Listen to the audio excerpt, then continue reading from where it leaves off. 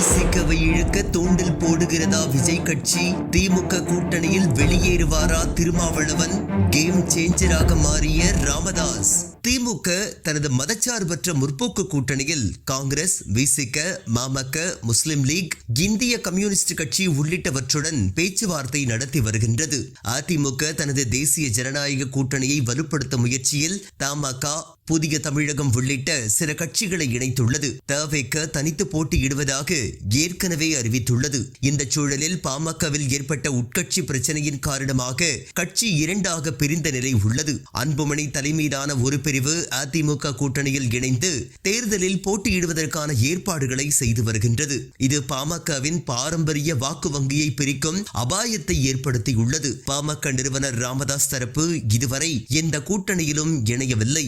ராமதாஸ் தரப்பு இன்னும் கூட்டணி குறித்து அறிவிக்காமல் உள்ளது. இந்த நிலையில் வியாழக்கிழமை பாமக மாநில மற்றும் மாவட்ட பொறுப்பாளர்கள் கூட்டத்தில் அவர் பேசினார். அப்போது பேசிய ராமதாஸ், பிப்ரவரி 28ஆம் தேதிக்குள் கூட்டணி குறித்து அறிவிக்கப்படும் என்று திட்டவட்டமாக தெரிவித்தார். மேலும் திராவிட கட்சிகளோடுதான் கூட்டணி என்று திட்டவட்டமாக அறிவித்துள்ளார். இதன் மூலம் பாஜகவுடன் கூட்டணி அமைக்க மாட்டோம் என்று மறைமுகமாக உறுதிப்படுத்தியுள்ளார். அன்புமணி பாமக தற்போது என்டிஏ கூட்டணியில் இருப்பதால் அதற்கு நேரெதிராக ராமதாஸ் திமுக பக்கமே காய் நகர்த்துவார் என்று பேசப்படுகின்றது. அப்படி ஒருவேளை ராமதாஸ் திமுகவுடன் இணைந்தால் பாமக இருக்கும் கூட்டணியில் விசிக இடம்பெறாது. இதை விசிக தலைவர் திருமாவளவனே பலமுறை திட்டவட்டமாக தெரிவித்துள்ளார். ராமதாஸ் திமுகவுடன் இணைந்தால் உடனே திருமாவளவன் யோசிக்காமல் பனையூரை நோக்கி செல்வார் என்று அரசியல் வட்டாரங்கள் கிசுகிசுக்கின்றன.